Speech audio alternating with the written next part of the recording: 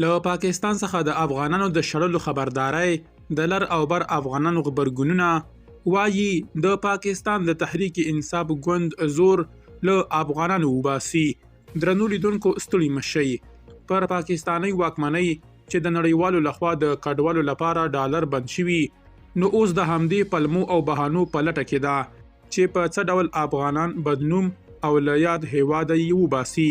دا ځلې د پاکستان د تحریک انصاف ګوند په لاریون کې د افغانانو ګډون پلمه کړی.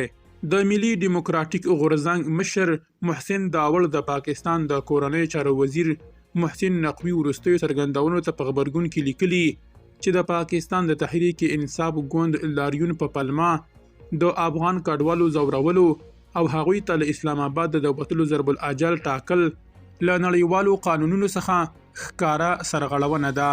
محسن داوړ نیوکه کوي او ډیروي چې په پاکستان کې د افغان کډوالو په نښول، وهل، ټکول او یا په زوره کوچېدل یو ټولیز کار ګرځېدلی چې دا د شرم وړ او له نړیوالو قانونونو او کنونسیونونو څخه ښکاره سرغړونه ده.